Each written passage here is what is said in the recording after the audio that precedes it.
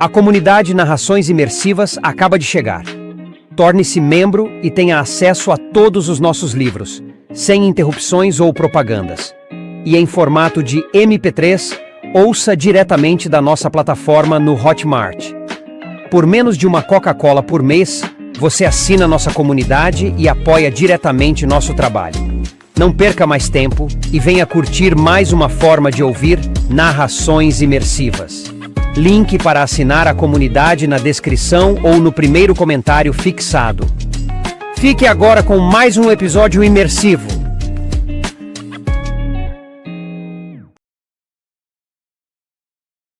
The Witcher, a saga do bruxo Geralt de Rivia. Livro 4. Tempo do Desprezo, de Andrei Sapkowski. Narração Mauro Ramos.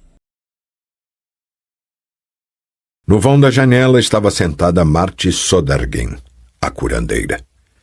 Ao ouvir os passos do bruxo, ergueu a cabeça. Lágrimas escorriam-lhe pelo rosto. Engedim Daif está morto, falou com voz entrecortada por soluços.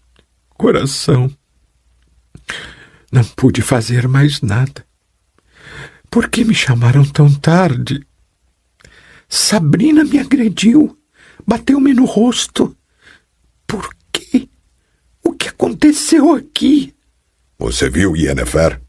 Não vi. Vai embora. Quero ficar sozinha. Mostre-me o caminho mais curto para Garstang, por favor. Acima de Aretusa havia 3 terraços com arbustos, além dos quais a parede da montanha tornava-se escarpada e inacessível.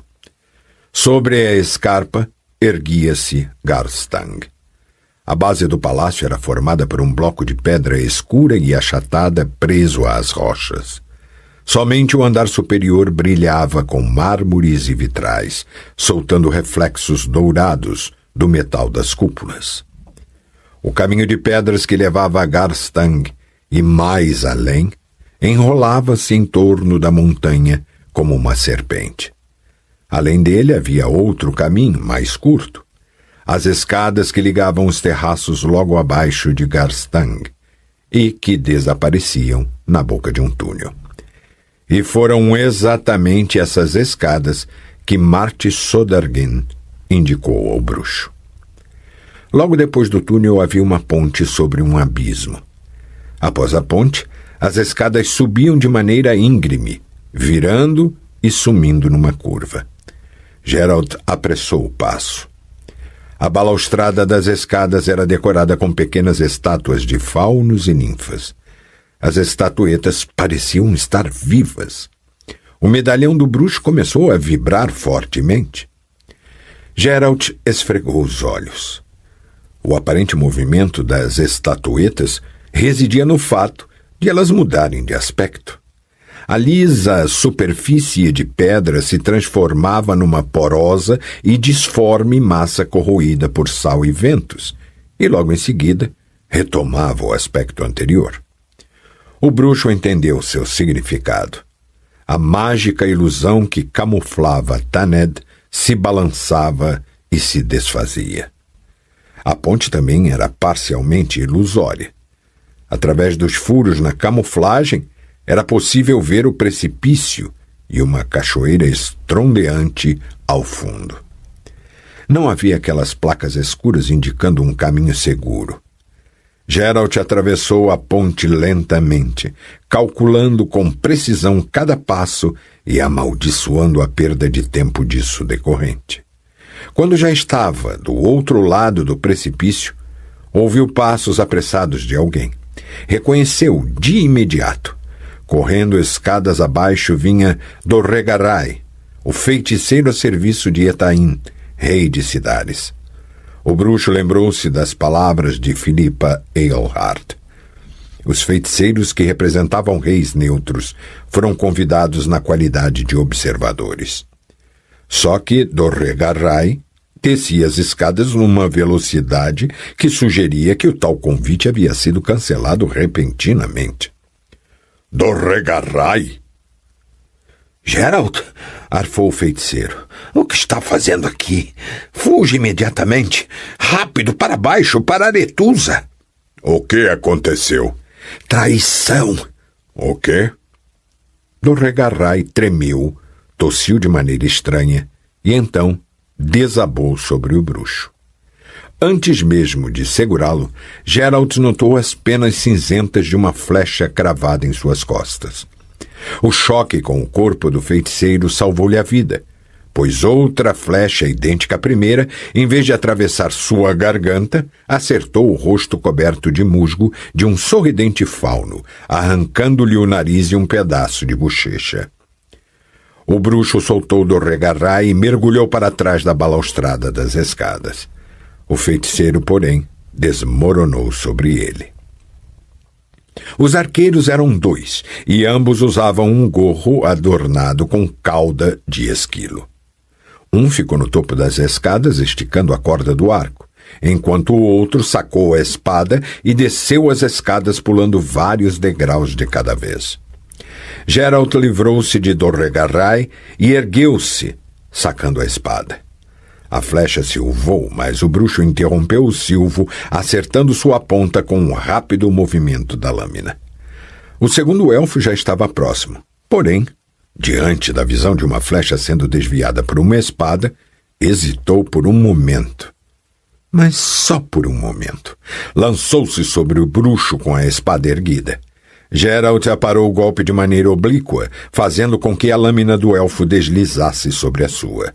O elfo perdeu o equilíbrio. O bruxo fez uma elegante pirueta e acertou-o no pescoço, logo abaixo da orelha. Apenas uma vez. Foi o bastante. O arqueiro no topo das escadas voltou a estender a corda do arco, porém não teve tempo para soltar a flecha. Geralt viu um brilho, o elfo soltou um grito e caiu rolando escadas abaixo. As costas de seu casaco estavam em chamas. Pelas escadas descia outro feiticeiro. Ao ver o bruxo, parou e ergueu o braço. Geralt não perdeu tempo com explanações e atirou-se no chão. O flamejante raio passou por cima de seu corpo e, com um estrondo, transformou em pó uma estátua de fauno. "Pare!" gritou. "Sou eu, o bruxo!" "Que merda!" falou o feiticeiro. Geralt não se lembrava de tê-lo visto no banquete. "Confundi você com um desses bandidos élficos. Como está Dorregarai? Está vivo?" "Acho que sim." "Rápido para o outro lado da ponte." Arrastaram Dorregarai pela ponte, contando com pura sorte, porque, em seu afã, esqueceram-se por completo da balançante e intermitente ilusão. Ninguém os perseguia, mas mesmo assim o feiticeiro ergueu o braço, murmurou um encanto e, com outro raio, destruiu a ponte. As pedras caíram batendo com estrondo nas paredes do desfiladeiro. "Isso deverá detê-los", falou. O bruxo enxugou o sangue que escorria da boca de Dorregarai. "Ele está com o pulmão perfurado. Você pode ajudá-lo?"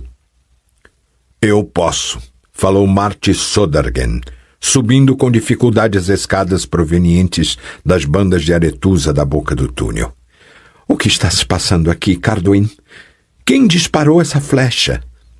"Scoia'tael", respondeu o feiticeiro, enxugando o suor da testa com a manga do casaco. "Em Garstang, os 2 lados continuam lutando entre si.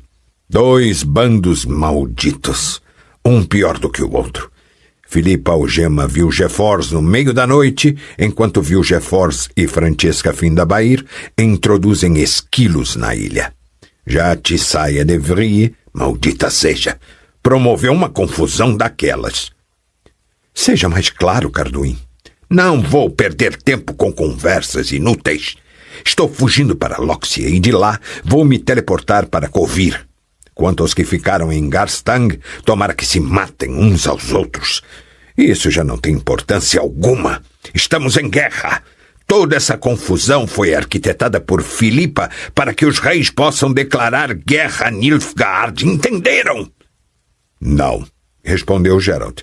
Nem fazemos questão de entender. Onde está Yennefer?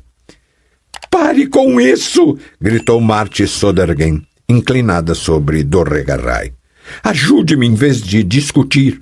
Segurem-no, porque não consigo arrancar a flecha. Geralt e Carduin ajudaram-na. Dorregaray gemia e tremia. As escadas tremiam também. De início, Geralt achou que o tremor era efeito dos feitiços curandeiros de Marte. No entanto, era todo o palácio de Garstang que tremia. De repente, os vitrais explodiram e das janelas emanaram chamas e rolos de fumaça. Continuam lutando. Carduin rangeu os dentes. A coisa está feia. Um feitiço após outro. Feitiços? Em Garstang? Não pode ser. Garstang está cercado por uma aura mágica. Foi coisa de Tissaia. Ela decidiu de uma hora para outra escolher um dos lados, desfez o bloqueio, liquidou a aura e neutralizou o efeito do Divimerito. Aí todos se atiraram sobre o pescoço uns dos outros, com Vilgefortz e Terra Nova de um lado e Filipe e Sabrina do outro. As colunas se romperam e a abóbada desabou. Foi quando Francesca abriu um alçapão pelo qual adentraram esses diabos élficos. Gritamos que éramos neutros, mas Vilgefortz apenas riu. Antes que pudéssemos erguer um escudo protetor, Drithelm levou uma flechada no olho e Regent ficou parecendo um ouriço de tantas flechas cravadas no corpo. Não esperei para ver o que viria em seguida. Marti, você ainda vai demorar. Temos de fugir daqui. Dorregaray não poderá ir conosco, falou a curandeira, enxugando no vestido de baile as mãos sujas de sangue. Teleporte-nos, Carduin. Daqui? Você deve ter enlouquecido. Estamos demasiadamente perto de Tor Lara. O portal de Lara produz eflúvios e fará com que qualquer teleportação seja desviada. Não é possível teleportar daqui. Mas ele não consegue andar. Vou ter de ficar junto dele. Pois fique! Exclamou Carduin. E divirta-se! Eu prezo por demais minha vida e vou retornar a Kovir. Kovir é neutro. Que beleza! Murmurou o bruxo, dando uma cusparada e olhando para o vulto do feiticeiro que desaparecia na boca do túnel. Companheirismo e solidariedade. Mas o fato é que eu também não posso ficar aqui com você, Marti. Preciso ir até Garstang. Seu confrade neutro destruiu a ponte. Existe um caminho alternativo? Marti Sodergen fungou e meneou positivamente a cabeça. Já estava junto do muro de Garstang quando Keira Metz caiu sobre sua cabeça. O caminho indicado pela curandeira passava por jardins suspensos, interligados entre si por uma serpentina de escadas. Os degraus estavam espessamente cobertos por era e madressilva, cujas folhas dificultavam a escalada, mas, ao mesmo tempo, ocultavam Geralt, permitindo-lhe chegar sem ser notado até o muro do palácio. Quando estava procurando uma portinhola, Keira desabou sobre ele, e ambos caíram no meio de abrunheiros. Quebrei um dente, constatou a feiticeira, soturna, ceceando levemente. Estava despenteada, suja, coberta de cal e fuligem, e tinha uma grande ferida na bochecha. Além disso, acho que também quebrei uma perna, completou cuspindo sangue. É você, bruxo? Eu caí sobre você? Como isso foi possível? Eis algo que eu também gostaria de saber. Terra Nova atirou-me pela janela. Você consegue se levantar? Não consigo. Eu preciso entrar no palácio sem ser notado. Sabe como poderei fazê-lo? Será que todos os bruxos? Keira cuspiu novamente e gemeu ao tentar erguer-se sobre um cotovelo. São malucos? Lá em Garstang está sendo travada uma batalha. A agitação é tamanha que o reboco está caindo das paredes. Você está procurando sarna para se coçar? Não, Estou à procura de Yennefer. Que coisa! Exclamou Keira, parando de tentar erguer-se e deitando-se de costas. Como gostaria que alguém me amasse com tanto afinco. Pegue-me em seus braços. Talvez em outra ocasião. Agora estou com certa pressa. Pegue-me em seus braços, estou lhe dizendo. Assim poderei lhe mostrar o acesso a Garstang. Preciso pegar aquele filho da puta do Terra Nova. Está esperando o quê? Sozinho não achará a entrada. E mesmo que ache, aqueles elfos filhos da puta dariam cabo de você. Eu não consigo andar, mas ainda sou capaz de lançar alguns encantos. Se alguém se meter em nosso caminho, vai se arrepender amargamente. Soltou um grito de dor quando ele levantou. Desculpe-me. Não faz mal, respondeu Keira, colocando os braços em torno do pescoço dele. É a maldita perna. Você sabia que continua com o cheiro do perfume dela? Não por aqui. Dê meia volta e vá até o sopé da montanha, a outra entrada do lado de Torlara. Talvez lá não haja elfos. Ai, que merda! Tome mais cuidado. Desculpe-me.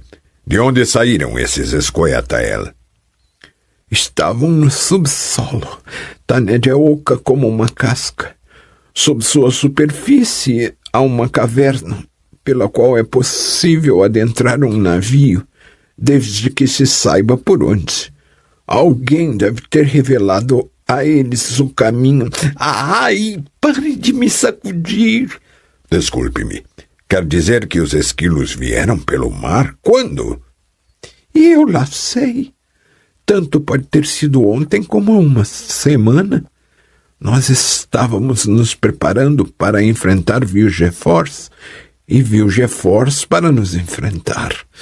Vilgefortz, Francesca, Terra Nova e Ferkart nos enganaram direitinho. Filipa achava que eles planejavam assumir lentamente o controle do capítulo para ter mais influência sobre os reis, mas eles pretendiam acabar conosco durante o congresso. Geralt, não aguento mais. Ponha-me no chão por um momento. Ai. Keira, você está com uma fratura exposta. Seu sangue está se esvaindo pelas pernas das calças.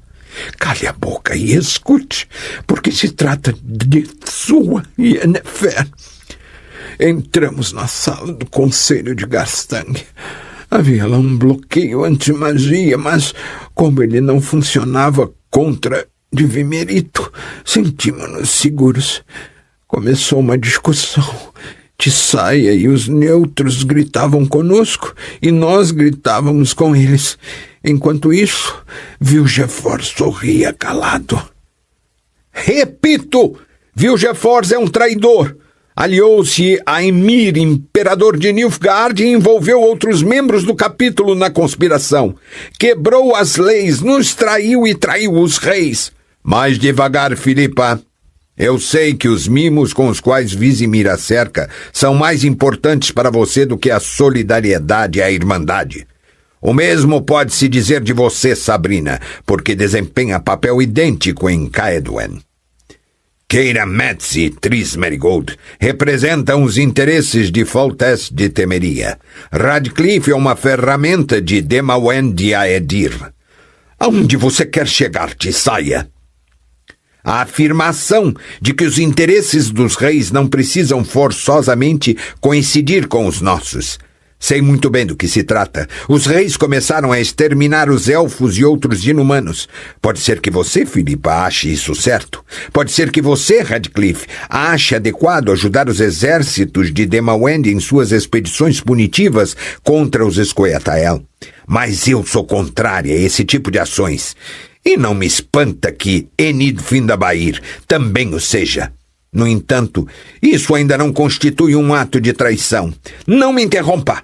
Sei precisamente o que pretendem seus reis. Sei que eles querem provocar uma guerra. As ações que tentam evitar tal guerra podem até ser consideradas traição aos olhos de seu Vizimir, mas não aos meus. Se quiser julgar Vilgefortz e Francesca, então terá de me julgar também. De que guerra está se falando aqui? Meu rei, Esterato de Kovir, jamais apoiará qualquer atividade bélica contra o Império Nilfgaardiano. Kovir é neutro e continuará sendo. Você é membro do Conselho, Carduin, e não embaixador de seu monarca. E é justamente você quem diz isso, Sabrina. Basta! Exclamou Filipa, batendo com um punho na mesa. Saciarei sua curiosidade, Carduin. Você indaga quem está preparando uma guerra. Quem a prepara é Nilfgaard, que pretende nos atacar e destruir para sempre. Mas Emir Var Enreis não se esqueceu do Monte de Soden e desta vez resolveu se prevenir, tirando os feiticeiros do jogo. Tendo isso em mente, entrou em contato com Vilgefortz de Rogevin, subornando-o com promessas de poder e honrarias.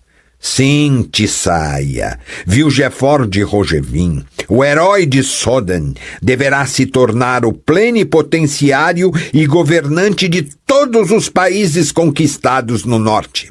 É Vilgefortz que, apoiado por Terra Nova e Ferkart, deverá governar as províncias que surgirão no lugar dos reinos derrotados. E é ele que haverá de agitar o bastão nilfgaardiano sobre o lombo dos escravos do império que habitarão aquelas bandas. Já Francesca Findabair, a Enide Angleana, deverá se tornar a rainha do território dos elfos livres. É claro que tal território será um protetorado nilfgaardiano, mas isso bastará aos elfos, desde que o imperador Emir lhes dê carta branca para matar humanos. E nada pode agradar mais aos elfos do que assassinatos em massa de Doin. Trata-se de uma acusação muito grave, Filipa Eilhart. Por isso as provas também terão de ser muito sólidas. Mas antes de você atirá-las sobre um dos pratos da balança, quero que saiba qual é a minha posição. Provas podem ser fabricadas e atos, assim como suas motivações, interpretados. De outro lado, ninguém pode modificar fatos concretos, como os que ocorreram aqui. Você quebrou a unidade e a solidariedade da Irmandade Filipa Eilhart. Você algemou membros do capítulo como se fossem bandidos comuns. Portanto, não se atreva a me propor que venha ocupar uma função no novo capítulo que seu bando de golpistas subornados pelos reis pretende criar. A morte e sangue entre nós. A morte de Hengedmdive e o sangue de Lídia van Bredevoort.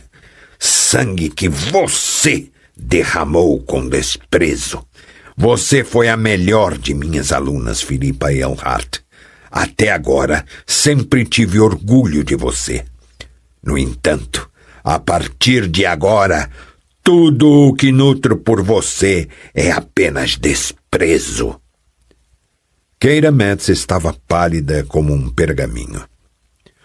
Já faz um bom tempo, murmurou, que Garthang parece estar mais silencioso. As lutas estão cessando. Os adversários perseguem-se mutuamente pelo palácio, que tem 5 andares, 70 quartos e salas. Há bastante lugar para se perseguirem. Você ficou de me falar sobre Yennefer. Apresse-se, temo que você venha a desmaiar. Sobre Yennefer? Ah, sim. Tudo estava se encaminhando a nosso favor quando repentinamente apareceu Yennefer, trazendo para o salão aquela médium. Quem?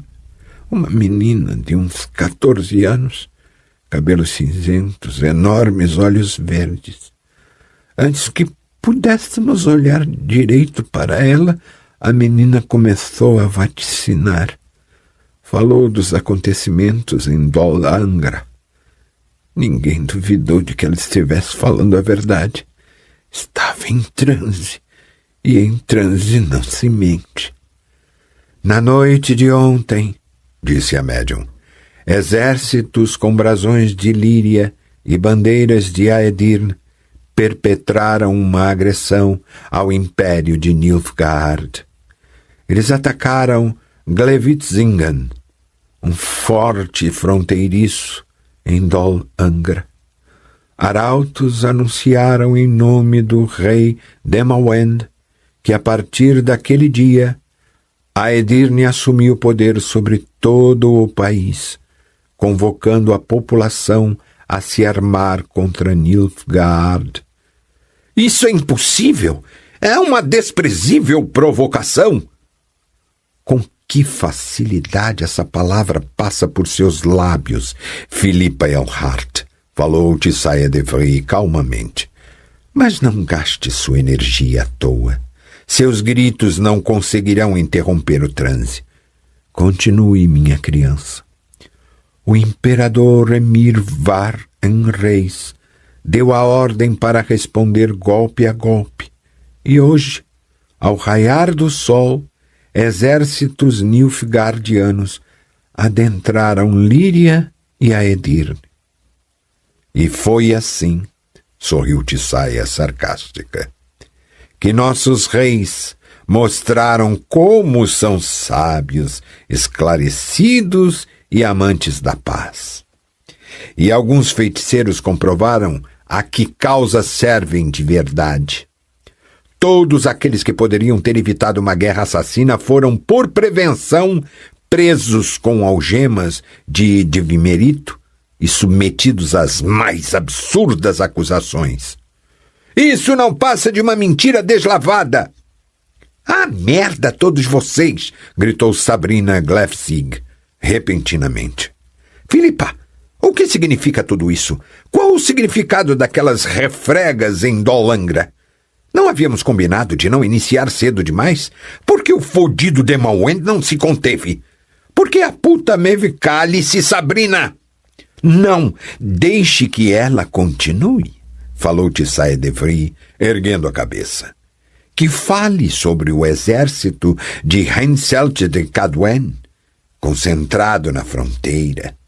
Que fale sobre as tropas de Foltest de Temeria, que na certa já estão colocando na água os barcos até agora ocultos nos arbustos à margem do Jaruga.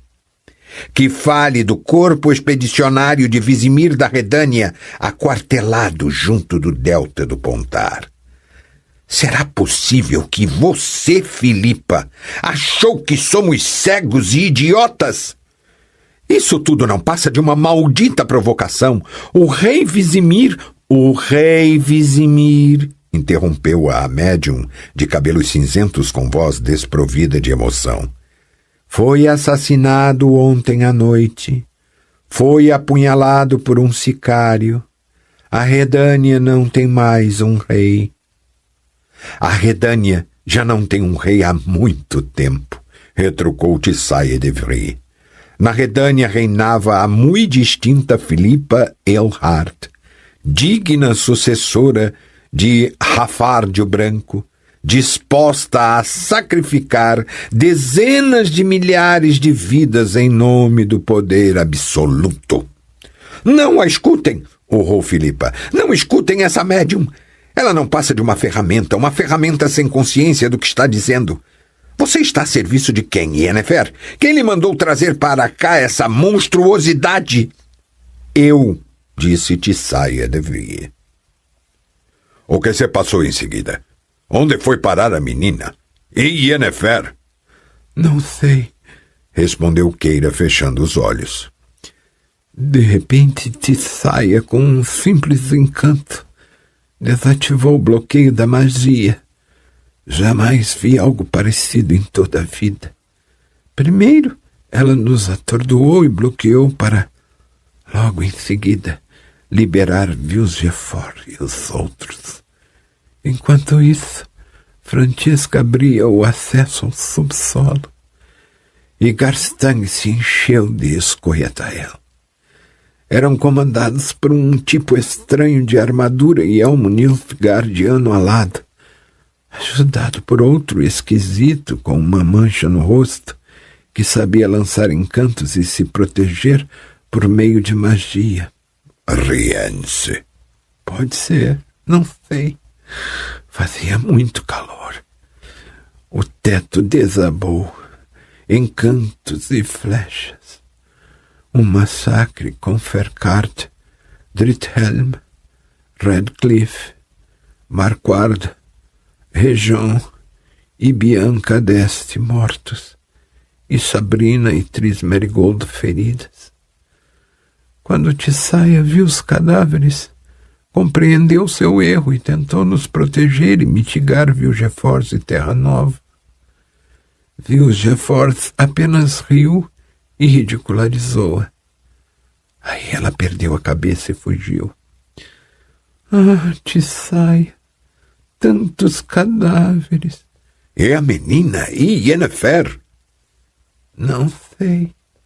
A feiticeira engasgou, tossiu e cuspiu sangue. Respirava lentamente e com visível dificuldade.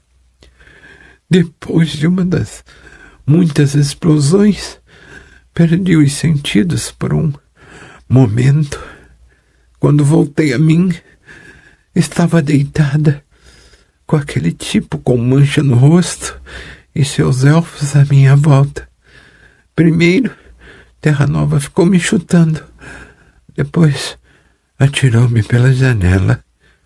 Você não tem apenas a perna quebrada, mas também as costelas. Não me deixe sozinha. Preciso deixá-la, mas voltarei para buscá-la. Pois sim. No começo, havia apenas um caos refulgente, uma escuridão latejante, um confuso misto de penumbra com claridade, um coro de balbuciantes vozes emanando das profundezas. De repente, as vozes tornaram-se mais potentes, e tudo em volta transformou-se numa indescritível gritaria e estrondo. A claridade no meio da penumbra converteu-se em chamas, que lambiam tapeçarias e gobelinos com feixes de faíscas que pareciam sair das paredes, das balaustradas e das colunas que sustentavam o teto. Ciri engasgou com a fumaça, dando-se conta de que aquilo não era mais um sonho. Tentou se erguer, apoiando-se nas mãos, e sentiu que elas tocavam em algo úmido. Olhou para baixo e constatou que estava ajoelhada numa poça de sangue. Perto dela jazia um corpo imóvel. Um corpo de elfo. Reconheceu-o de imediato. Levante-se. Yennefer estava de pé a seu lado, com um estilete na mão. Dona Yennefer? Onde estamos? Não me lembro de nada. A feiticeira pegou sua mão. Estou a seu lado, Ciri. Onde estamos? Porque tudo está em chamas. Quem é esse aí? Há muito tempo eu lhe disse que o caos estendia a mão em sua direção, lembra-se? Não, é lógico que você não se lembra. Esse elfo estendeu a mão em sua direção. Tive de matá-lo com uma faca, porque seus patrões esperam apenas uma de nós se revelar ao lançar mão da magia, e acabarão nos descobrindo. Porém, não neste momento. Você já está completamente lúcida? Aqueles feiticeiros, sussurrou Ciri. Os que estavam naquele salão enorme. O que eu dizia a eles? E por que eu dizia aquilo? Não tive a mínima intenção, mas senti uma incontrolável necessidade de falar. Por quê? Por que, Dona Yennefer? Silêncio, feiosa. Cometi um erro. Ninguém é infalível. Ouviram um estampido e um grito horripilante vindos de baixo. Venha rápido, não temos tempo. Saíram correndo pela galeria. A fumaça cada vez mais espessa sufocava, esganava, cegava. Os muros trepidavam com as explosões. Ciri, falou Yennefer, parando num dos cruzamentos da galeria e apertando com força a mão da menina. Ouça-me com muita atenção. Eu preciso ficar aqui. Está vendo essa escada? Você descerá por ela. Não me deixe sozinha. Preciso deixá-la. Repito, desça por essa escada até o fim. Lá você encontrará uma porta e atrás dela um longo corredor. No fim do corredor haverá uma cocheira e dentro dela um cavalo selado. Somente um. Conduza-o para fora e monte-o. É um cavalo treinado para levar estafetas para Lóxia, de modo que conhece bem o caminho. Basta cutucá-lo com os calcanhares. Quando chegar a Lóxia, procure Margarita e coloque-se sob sua proteção. Não se afaste dela nem por um passo. Dona Yennefer, não! Eu não quero ficar sozinha! Ciri, sussurrou a feiticeira. Algum tempo atrás eu lhe disse que tudo que eu tenho feito é para seu próprio bem. Confie em mim. Por favor, confie em mim. Corra! Ciri já estava nos degraus quando ouviu mais uma vez a voz de Yennefer. Viu a feiticeira no topo da escada, com a testa apoiada numa coluna.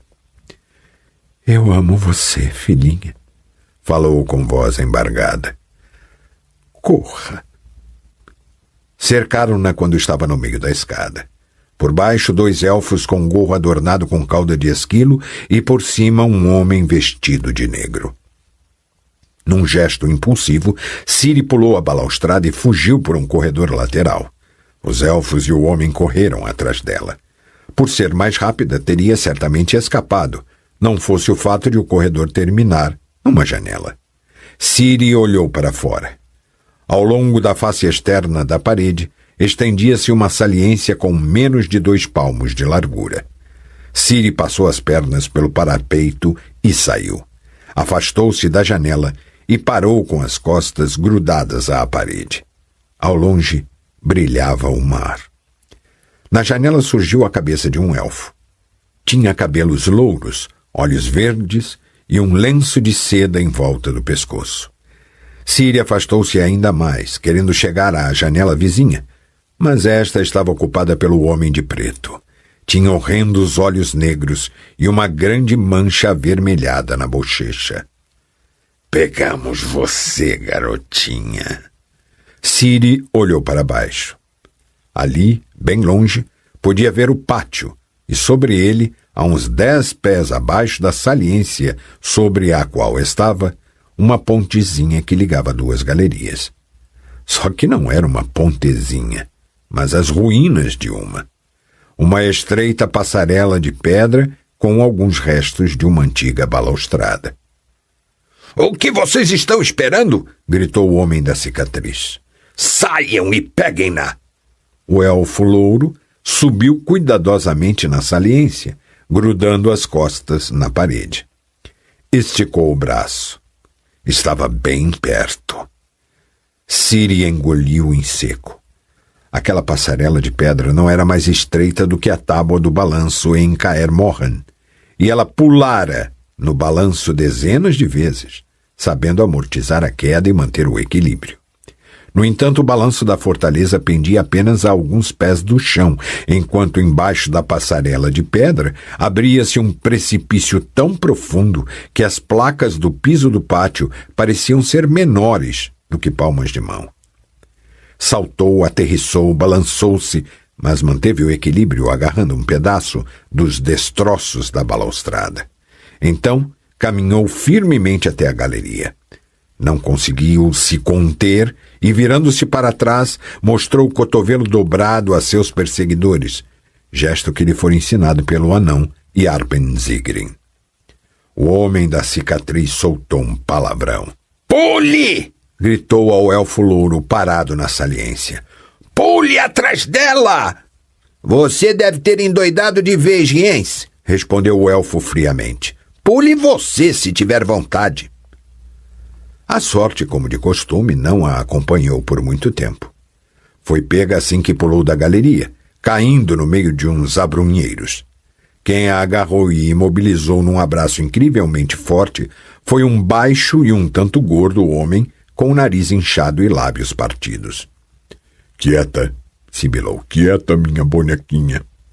Ciri fez um esforço para se desvencilhar, mas soltou um berro, porque as mãos que seguravam seus ombros produziram um paroxismo de dor paralisante. O homem apenas riu. Não agite as asas, meu passarinho cinzento, porque acabará perdendo algumas plumas. Deixe-me dar uma boa olhada em você. Quero ver esse ser que é tão valioso para Emir van den Reis, imperador de Nilfgaard, e para Vilgefortz. Ciri parou de se agitar. O gorducho passou a língua pelos lábios feridos. Interessante, voltou a sibilar, inclinando-se sobre ela. Parece tão valiosa. Eu não daria por você nem meia pataca furada. Como as aparências podem enganar? Ah, meu tesouro! O que aconteceria se você fosse entregue a Emir não por Vilgefortz, nem Rience, nem aquele galanteador de elmo com plumas, mas pelo velho Terra Nova? Emir ficaria grato ao velho Terra Nova? O que tem a dizer sobre isso? Profetiza. Afinal, você sabe profetizar, não é verdade? O bafo do gorducho tinha um fedor insuportável. Ciri virou o rosto fazendo uma careta. Seu captor interpretou erroneamente seu gesto. Não tente me bicar, passarinho. Eu não tenho medo de pássaros. Ou será que deveria ter? O que acha sua falsa vaticinadora? Sua profetisa fraudulenta? Acha que eu deveria ter medo de passarinhos? Deveria, sussurrou Ciri, sentindo a cabeça girar e um frio repentino percorrer-lhe o corpo. Terra Nova soltou uma gargalhada, inclinando a cabeça para trás. O riso transformou-se num uivo de dor. Uma enorme coruja cinzenta baixou silenciosamente do céu, cravando suas garras nos olhos do feiticeiro, que soltou Ciri, afastou de si a tenebrosa ave, caiu de joelhos e colocou as mãos no rosto. Por entre seus dedos jorrou sangue. Ciri soltou um grito. Terra Nova afastou do rosto as mãos cobertas de sangue muco e, com voz selvagem e gaguejante, começou a escandir um feitiço. Não teve tempo. Às suas costas surgiu uma vaga silhueta. Uma lâmina de ferro de meteorito silvou no ar e cortou seu pescoço na altura do ocipício. Geralt! Ciri! Não é hora para sentimentalismos, falou a coruja de cima do muro, transformando-se aos poucos numa mulher de cabelos negros. Fujam! Os esquilos estão vindo para cá! Ciri desvencilhou-se dos braços de Geralt e olhou com espanto. A mulher coruja sentada no muro tinha um aspecto horrível. Estava imunda, chamuscada, esfarrapada e coberta de cinzas e sangue. Seu pequeno monstro, disse ela olhando para Ciri de cima do muro. Por aquela sua inoportuna profecia eu deveria... Mas prometi algo a seu bruxo e sempre cumpro minhas promessas. Não pude dar-lhe Rience, Geralt. Em troca disso, dou-lhe ela. Viva! Fujam! Cahir Mar Difren Aeb Sielar estava furioso. Somente conseguiu ver de relance a jovem que lhe fora ordenado pegar. Antes de ele ter tido tempo para tomar uma providência para isso, aqueles malditos feiticeiros transformaram Garstang num autêntico inferno, impedindo-o de empreender qualquer tentativa. Cahir sentiu-se perdido no meio das chamas e da fumaça, vagando às cegas pelos corredores, subindo e descendo escadas, correndo ao longo de galerias, amaldiçoando Vilgefortz, Rience e ele próprio. Um elfo que ele encontrou por acaso informou-lhe que a menina havia sido vista fora dos muros do palácio, fugindo na direção de Aretusa. Foi quando a sorte sorriu para Cahir. Os Scoia'tael acharam um cavalo selado numa cocheira. Corra, Ciri!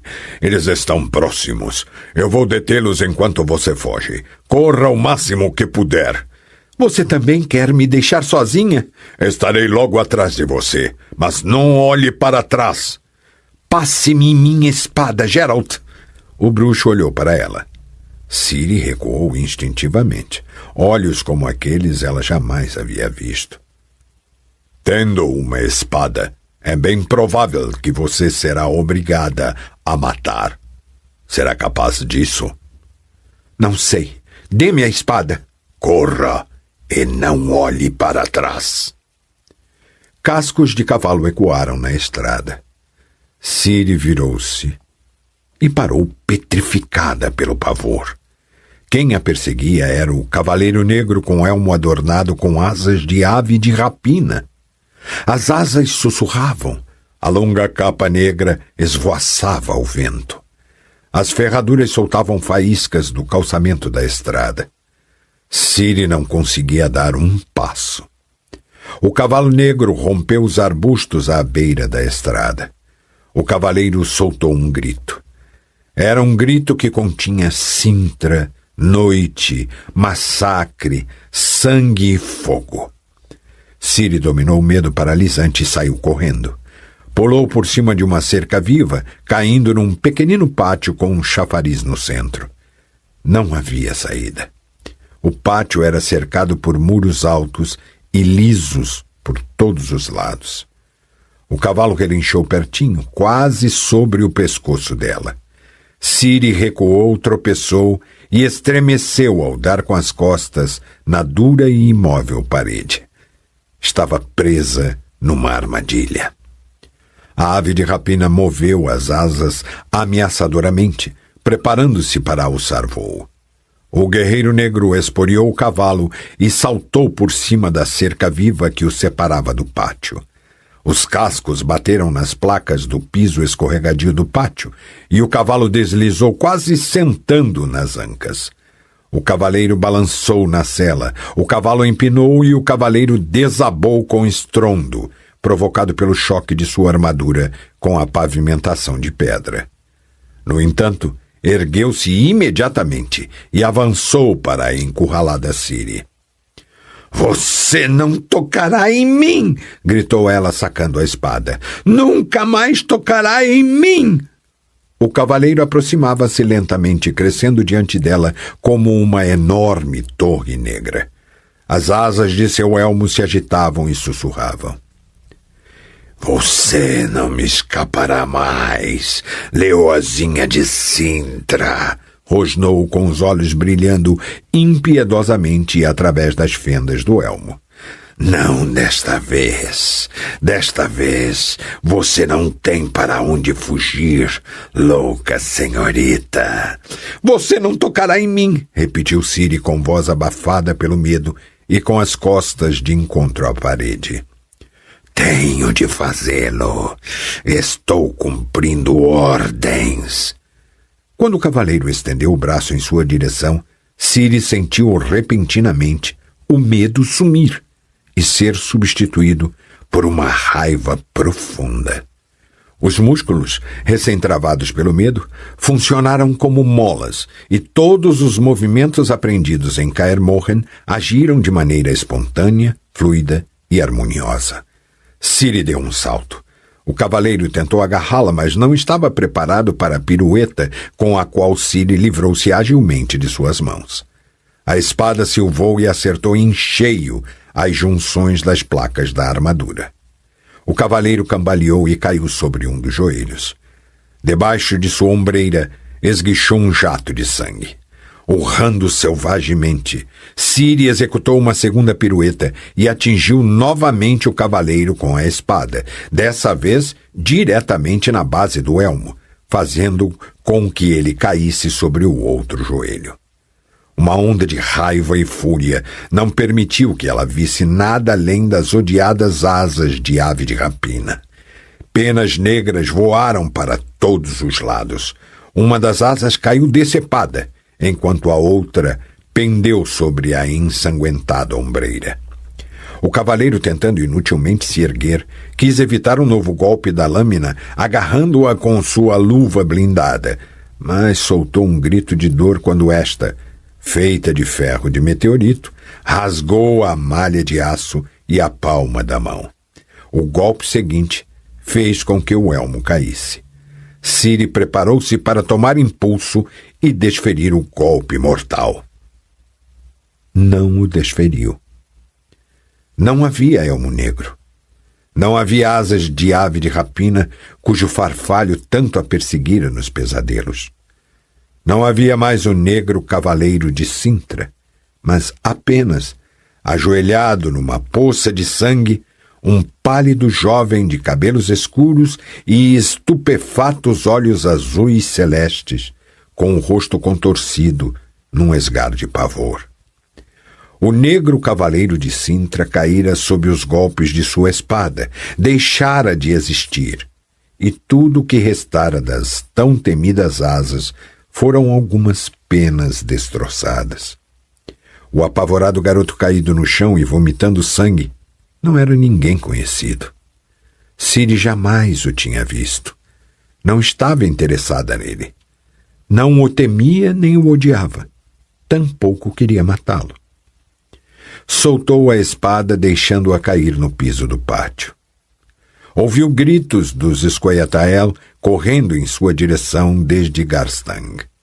Compreendeu imediatamente que seria encurralada no pátio em questão de segundos. Também compreendeu que, mesmo que fugisse, seria alcançada. Tinha de ser mais rápida do que eles.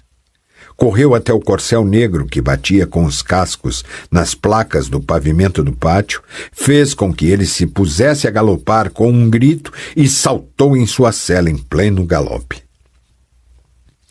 Deixem-me, gemeu Cahir, Moar, Difrin, Aeb, Sealar, afastando com a mão sã os elfos que tentavam erguê-lo. Não tenho nada. É um ferimento superficial. Vão atrás dela, vão atrás da garota. Um dos elfos soltou um grito, e um jato de sangue caiu sobre o rosto de Cahir. Um segundo Scoia'tael cambaleou e caiu de joelhos, agarrando as tripas que lhe saíam da barriga cortada verticalmente. Os demais pularam para trás e espalharam-se pelo pátio, sacando a espada. Estavam sendo atacados por um monstro de cabelos brancos que saltara sobre eles de cima do muro, de uma altura da qual não seria possível saltar sem quebrar as duas pernas. Também não seria possível aterrissar suavemente, executar uma pirueta tão rápida que era impossível ver e, numa fração de segundo, matar. Acontece que o monstro de cabelos brancos conseguira os 3 feitos e começara a matar sistematicamente. Os Scoia'tael lutaram com fervor. Eram mais numerosos. No entanto, não tinham chance alguma. Diante dos olhos arregalados de terror de Cahir, desenrolava-se um autêntico massacre. A jovem de cabelos cinzentos que o ferira momentos atrás fora muito rápida e incrivelmente ágil, como uma gata defendendo a prole. Mas o monstro de cabelos brancos que caíra entre os Scoia'tael era como um tigre zerricano. A donzela de cabelos cinzentos, que não matara por motivos que ele desconhecia, parecia estar totalmente enlouquecida. Não era o caso do monstro de cabelos brancos. Ele era calmo e frio. Matava calma e friamente. Os Scoia'tael não tiveram a mínima chance. Seus cadáveres caíam um atrás do outro sobre as placas do piso do pátio. Mas eles não cediam terreno.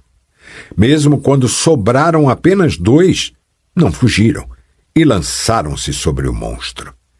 Diante dos olhos de Cahir, o monstro decepou o braço de um enquanto atingia o outro com uma pancada aparentemente leve e despretensiosa, mas que atirou o elfo para trás, jogando-o por cima da borda do chafariz e fazendo-o cair na água. A água transbordou num jato carmesim.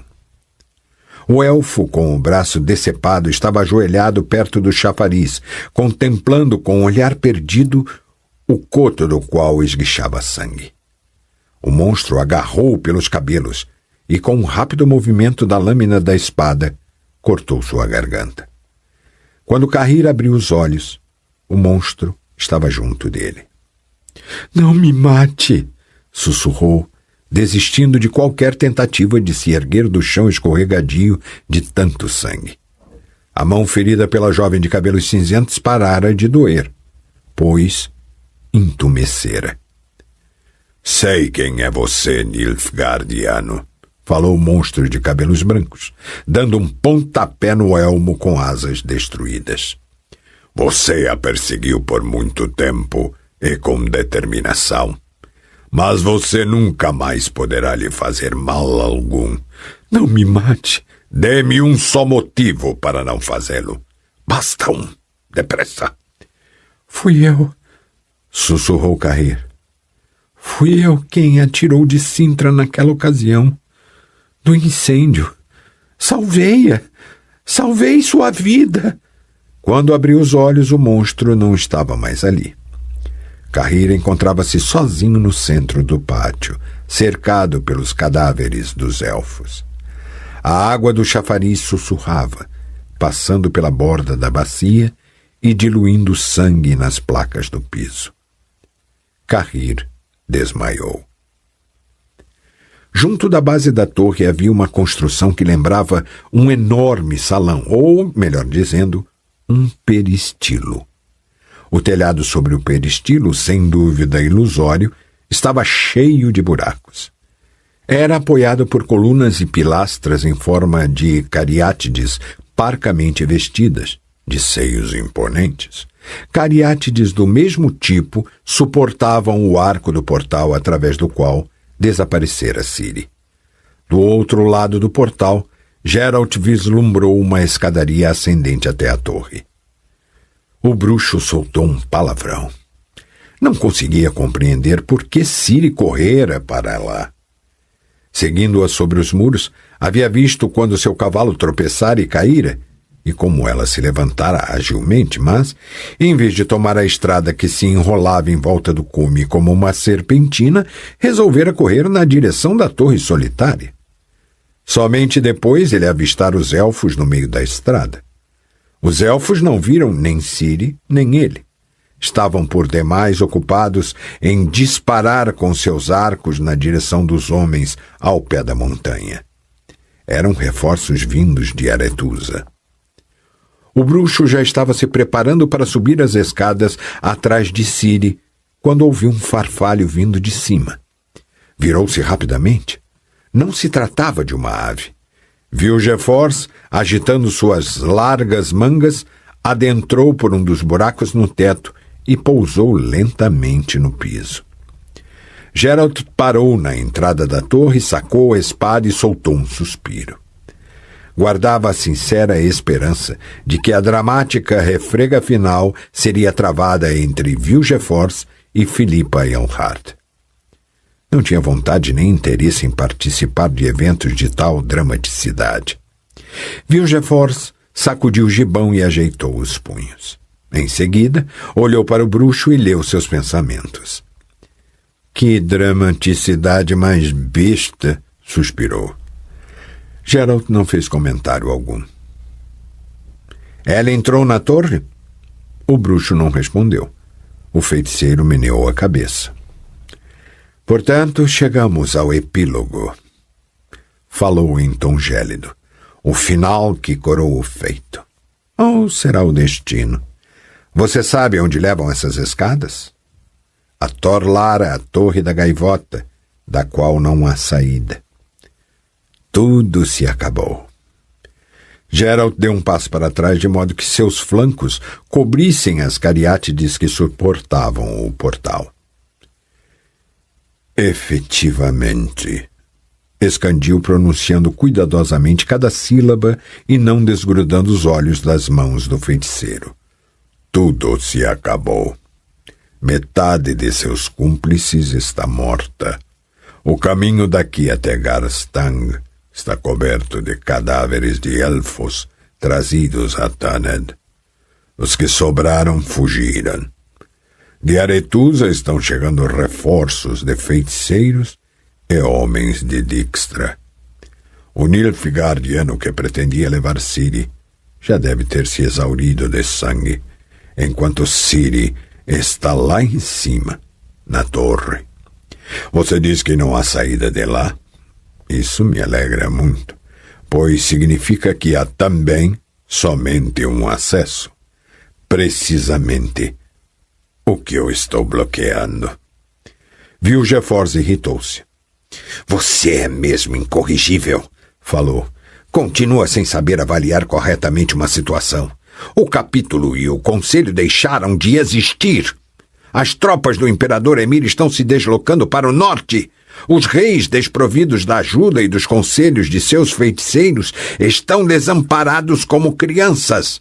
Atacados por Nilfgaard, seus reinos desabarão como castelos de areia. Eu lhe propus ontem ao anoitecer e renovo a proposta. Passe para o lado dos vencedores. Cuspa com desprezo nos vencidos. Pois saiba que o vencido é você. Você não passou de um instrumento. Emir queria pôr as mãos em Ciri, e foi para isso que mandou aquele tipo com elmo alado. Estou curioso de saber o que Emir fará com você quando for informado de seu fracasso. Você está disparando às cegas, bruxo. E, como era de esperar, erra o alvo. Se eu lhe dissesse que é o contrário do que você afirmou, em vez de eu ser um instrumento de Emir, é ele que é o meu. Eu não acreditaria. Gerald, pense um pouco. Será que você a esta altura quer brincar desse teatro absurdo de uma luta final entre o bem e o mal? Renovo minha proposta de ontem. Ainda não é tarde demais. Você pode fazer sua escolha, pode colocar-se do lado certo, do lado que acabo de dizimar consideravelmente. Não precisa sorrir. Seus sorrisos demoníacos não me impressionam. Aqueles poucos elfos massacrados, Arthur Terra Nova, são detalhes insignificantes. Pode-se passar a ordem do dia por cima deles. Claro, conheço sua visão do mundo. A morte não conta, não é verdade? Principalmente se for a morte de outros. Não seja tão banal. Tenho pena de Arthur, mas o que se há de fazer? Paciência. Chamemos isso de um acerto de contas. Afinal, eu já tentei matar você 2 vezes. Emir estava ficando impaciente, de modo que eu contratei assassinos profissionais para darem cabo de você. Saiba que nas 2 vezes eu o fiz com profundo desagrado, porque, acredite em mim, mantenho a esperança de sermos pintados juntos num dos quadros da galeria. Abandone essa esperança, Vilgefortz. Guarde sua espada. Entraremos juntos em Torlara. Acalmaremos a criança de sangue antigo, que a esta altura deve estar morrendo de medo no interior da torre. E iremos embora daqui, juntos. Você estará ao lado dela e poderá ver como se cumpre seu destino. E quanto ao imperador Emir, ele receberá aquilo que deseja. Porque esqueci de lhe dizer que, embora Codringer e Fen estejam mortos, sua obra e suas ideias continuam vivas e estão muito bem. Você está mentindo. Suma daqui antes que eu cuspa com desprezo em você. Eu realmente não quero matá-lo, acredite. Não gosto de matar. Realmente? E Lydia van Bredewurt? O feiticeiro fez uma careta de desagrado. Não mencione esse nome, bruxo. Geralt segurou a empunhadura da espada com mais força e sorriu sarcasticamente. Por que Lydia teve de morrer, Vilgefortz? Por que ordenou que morresse? Para desviar a atenção de você, não foi isso? Não foi para lhe dar o tempo necessário para torná-lo imune ao Divimerito e enfiar um sinal telepático a Rienzi? Pobre Lydia, uma dotada artista com o rosto desfigurado. Todos sabiam que ela era uma pessoa sem importância. Todos, menos ela. Cale-se! Você assassinou Lydia, feiticeiro. Aproveitou-se dela e agora quer se aproveitar de Ciri. Pois saiba que não permitirei que você entre em Torlara. O feiticeiro deu um passo para trás. Geralt contraiu os músculos, preparando-se para saltar e aplicar um golpe. Mas Vilgefortz não ergueu o braço. Em vez disso, estendeu-o para o lado e em sua mão materializou-se repentinamente um grosso bastão de uns 6 pés de comprimento. Já sei, disse, o que o atrapalha em avaliar corretamente uma situação. Sei o que lhe complica e dificulta a adequada previsão do futuro. É sua arrogância, Geralt, pois vou tirá-la de você. Tirarei sua arrogância com a ajuda desta varinha. O bruxo semicerrou os olhos e ergueu a lâmina da espada. Mal posso esperar. Algumas semanas mais tarde, já curado graças aos esforços das dríades e da água de Brokilon, Geralt ficou matutando qual teria sido o erro que cometera durante o confronto, chegando à conclusão de que no decurso da refrega não errara. O único erro que cometera fora antes da luta. Deveria ter fugido antes de ela começar. O feiticeiro era rápido. O bastão cintilava como um raio em sua mão. O espanto de Geralt foi ainda maior quando, ao aparar um golpe, o bastão e a espada chocaram-se, emitindo um som metálico. No entanto, não havia tempo para se espantar. Vilgefortz atacava sem parar e o bruxo tinha de ficar se desdobrando em fintas e piruetas. Temia aparar os golpes com a espada. O maldito bastão era de ferro, além de ser mágico. Nas 4 vezes em que pôde atacar, golpeou o feiticeiro. Na têmpora, no pescoço, na axila e na coxa. Cada um dos golpes era mortal, mas todos foram aparados. Nenhum ser humano poderia parar tais golpes. Aos poucos, Geralt começou a compreender. Porém, já era tarde demais. Nem chegou a ver o golpe com o qual o feiticeiro o atingiu. O choque atirou-o para longe, de costas contra a parede, deixando-o estonteado e ofegante. Recebeu um novo golpe, dessa vez na nuca, voltando a cair para trás e batendo com o ocipício nos salientes seios de uma cariátide. Vilgefortz saltou agilmente para perto dele, girou o bastão e lhe acertou a barriga, logo abaixo das costelas. Com força. Quando Geralt vergou-se, foi golpeado na cabeça. Seus joelhos ficaram moles e ele desabou. E esse, em princípio, teria sido o fim do combate. Geralt tentou ainda se defender desajeitadamente com a espada. Diante do golpe seguinte, a lâmina enfiada entre a parede e a cariátide partiu-se, emitindo um som vítreo. O bruxo protegeu a cabeça com o braço esquerdo e o bastão caiu com ímpeto, quebrando o osso do antebraço. A dor cegou-o por completo.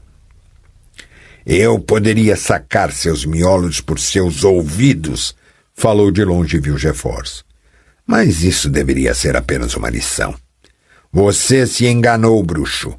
Confundiu o céu com estrelas refletidas na superfície de um lago. Ah, está vomitando? Muito bem. Traumatismo craniano.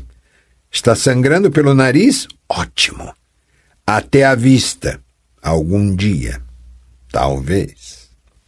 Geralt já não via nem ouvia coisa alguma. Estava se afogando em algo quente. Achou que Vilgefortz tivesse ido embora, de modo que se espantou quando sentiu mais um golpe do bastão de ferro em sua perna, destroçando o osso da coxa. Os golpes seguintes, se é que os houve, não sentiu mais. Aguente firme, Geralt. Não se entregue, repetia Tris Merigold sem cessar. Aguente. Não morra. Eu lhe imploro, não morra. Ciri. Não fale. Já vou puxar você para fora daqui. Aguente. Deuses, dê-me forças. Yennefer, eu preciso. Você não precisa nada. Não pode fazer nada. Aguente firme. Não se entregue. Não desmaie. Não morra, eu lhe peço. A feiticeira arrastava-o pelo chão coberto de cadáveres. Geralt via seu peito e sua barriga totalmente cobertos do sangue que jorrava de seu nariz. Via sua perna retorcida numa posição esquisita, parecendo mais curta do que a sã. Não sentia dor, mas frio. Todo o seu corpo estava frio, entorpecido e estranho. Tinha vontade de vomitar. Aguente, Geralt. Logo, logo chegarão reforços de Aretusa. Dijkstra. Se Dijkstra me pegar, nada sobrará de mim. Triss praguejou, desesperadamente. Arrastava-o pelas escadas. O braço e a perna frouxos e quebrados batiam com força em cada degrau. A dor despertou, penetrando nas vísceras, nas têmporas, irradiando-se até os olhos, os ouvidos, o topo da cabeça. Não gritava. Sabia que se gritasse aliviaria a dor, mas não gritou. Apenas abria a boca, pois aquilo servia de algum alívio. Houve um estrondo. Tissaia de Vries, despenteada e com o rosto coberto de poeira, estava no topo das escadas. Ergueu os 2 braços e da palma das mãos emanaram chamas. Gritou um encanto e o fogo que dançava entre seus dedos se transformou numa ardente e cegante bola que rolou escadas abaixo. O bruxo ouviu barulho de muros desabando e horripilantes gritos de pessoas queimadas. Tissaia, não! Gritou Triss desesperadamente. Não faça isso! Eles não chegarão até aqui, falou a arquimaga sem virar a cabeça. Aqui é Garstang, na ilha de Thanedd. Ninguém convidou esses lacaios de reis que executam ordens de seus míopes soberanos a vir para cá. Você os está matando! Cale-se, Triss Merigold! O golpe contra a Irmandade falhou. A ilha continua sob o mando do capítulo. Trata-se de um conflito interno e nós mesmos o resolveremos. Resolveremos nossas questões e depois poremos um fim a esta guerra idiota. Porque cabe a nós, feiticeiros, a responsabilidade pelos destinos do mundo. Mais uma bola de chamas emanou de suas mãos, e o estrondo da explosão ecoou repetidamente por entre colunas e paredes de pedra. Fora! Gritou a arquimaga. Vocês não conseguirão entrar aqui! Fora! Os gritos de dor foram cessando.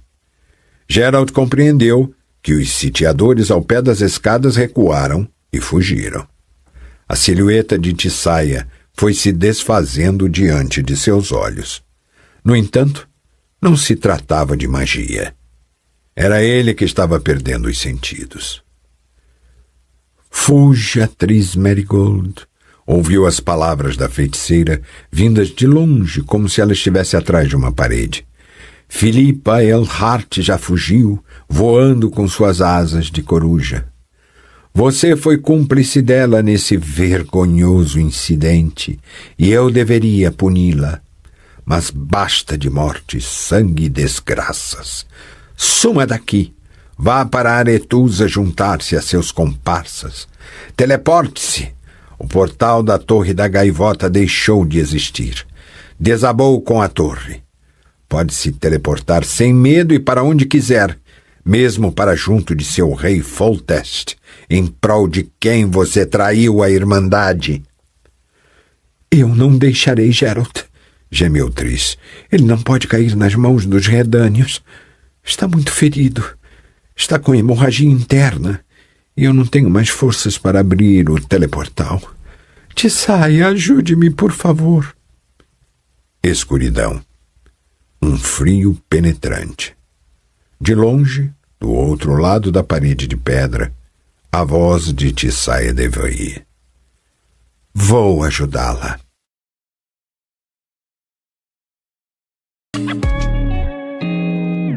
O canal Narrações Imersivas agradece por ter ouvido mais um episódio conosco. Acompanhe nossa página no Instagram e fique por dentro de todas as novidades do canal. E se você vê valor nesse projeto, considere apoiá-lo. Faça parte da nossa comunidade no Hotmart. Até a próxima com mais uma narração imersiva.